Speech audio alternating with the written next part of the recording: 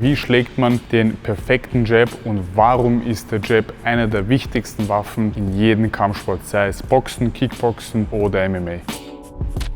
Beim Jab ist es natürlich wichtig, die Base und die Fight Stance, wie man steht. Ist man Linkshänder oder Rechtshänder? Bei mir ist es so, ich bin Rechtshänder, sprich der linke Fuß steht vorne, der rechte Fuß steht hinten. Wichtig ist immer so, dass wenn der Jab schlägt, also die linke Hand schlägt, deckt die andere Hand. Ich versuche viel Platz zu decken, sprich ich will natürlich die Rippen und meinen Körper decken und meinen Kopf. Der Kopf und der Kiefer ist unten und die linke immer weiter vorne. Also ich schlage den Jab nicht von hier, sondern von hier. Was mache ich genau? Wenn ich so stehe, suche ich mir Distanz und dass ich die Distanz überbrücke, mache ich einen kleinen Schritt nach vor, damit ich direkt mit der Distanz beim Sandsack bin. Ich stelle mich in die Fight Stance, linker Fuß vorne, rechter Fuß nach hinten, rechter Arm schützt Körper, schützt Kopf, die Schulter schützt meine andere Seite des Kinns, meine linke Hand ist etwas weiter vorne, ganz locker, nicht versteift und so passiert der Jab. Und man versucht immer mit den ersten zwei Knochen zu treffen. Und wichtig ist immer, wenn man den Jab geschlagen hat, wieder zurückziehen, Kampfposition, Reset. Jetzt gibt es die Möglichkeit, einen Jab auch zum Körper zu schlagen. Vom Gesicht geht man zum Körper, da geht man etwas bisschen in die Squat Position, eine Viertel Squat und dann kann man den Jab zum Körper auch machen. Also, wie ihr seht, ich resette vor jedem Schlag. Um eure Fortschritte nach dem Training zu halten, empfehle ich Isoclear. Fördert natürlich den Muskelaufbau und fördert die Leistung während dem Training und nach dem Training. Damit ihr auch keine große Proteindose oder keinen Shaker mitnehmen müsst zu jedes Training, hat ESN die Ready to Drink Isoclears und die Designer Ways am Markt gebracht. Perfekt proportioniert und mit Cold Rocket spart ihr maximalen Rabatt.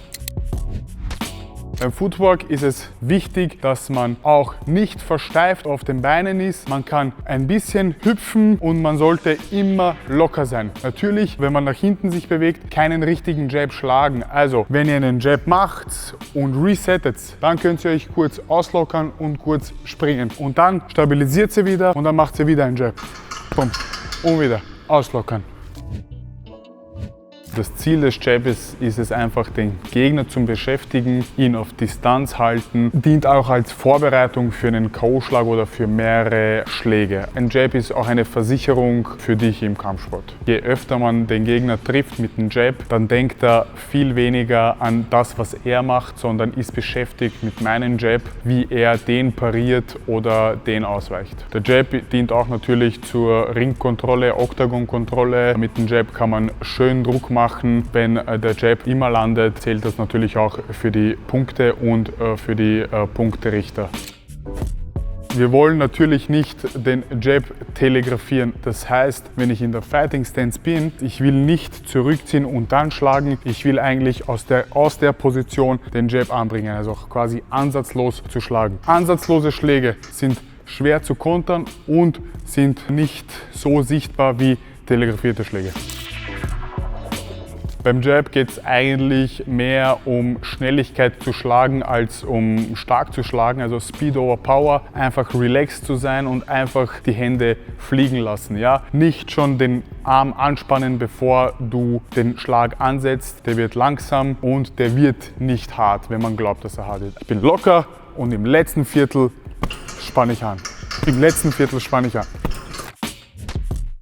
Also einen Jab kann man jederzeit schlagen. Ein Jab ist eigentlich eine Waffe, die man immer benutzen sollte, weil ein Jab öffnet viele andere Türen, wie eine Rechte, wie einen Kick oder einen Takedown. Wenn man den Gegner mit einem Jab unter Kontrolle halten kann, man kontrolliert eigentlich fast den ganzen Kampf. Viele hervorragende Boxer oder MMA-Kämpfer haben nur durch einen Jab einen ganzen Kampf gewonnen, nur weil sie die richtige Distanz gefunden haben, das richtige Timing und das Ziel nie aus den Augen verloren haben. wichtig Schattenboxen vor dem Spiegel, ohne Spiegel, am Sandsack, Partnerübungen oder mit den Trainern auf den Pads. Den Jab zu trainieren ist wie Zähneputzen in der Früh, am Abend. Beispielsweise Floyd Mayweather, der 5, 6, 7, 10 Runden nur mit links arbeitet, um einfach seinen Jab zu verbessern und verschiedene Variationen, schlägt zum Kopf, schlägt zum Körper, bewegt sich dabei. Einmal einen langen Jab, einmal einen kurzen Jab. Es gibt viele Möglichkeiten, wie man den Jab trainiert, damit er perfekt wird. Eine gute Übung, um den Jab noch schneller und explosiver zu machen, sind Medizinballstöße. Mache ich schon seit Jahren. Also ich stelle mich in die Kampfposition hin, wie ich den Jab auch schlage, gebe den Jab in meine linke Hand, stabilisiere ihn mit der rechten und schaue, dass ich den Ball so stark und so schnell gegen die Wand schlage. Dieses Training am besten, wenn man noch voller Energie ist, wenn man frisch ist. Und natürlich kann man auch Schattenboxen mit leichten Kurzhanteln machen, um einfach die Arme, die Schultern zu konditionieren. Was ich euch natürlich empfehlen würde, ist auch Liegestütze, normale Liegestütze und auf den Fäusten und einfach die Kräftigung des Handgelenkes, der Fäuste und der ganzen Kette des Armes. Das war, wie Alexander Rakic den Jab trainiert. Schreibt mir aber in den Kommentaren, was ihr am nächsten gerne sehen möchtet und ich freue mich über eure Nachrichten. Alles Gute und bis dahin.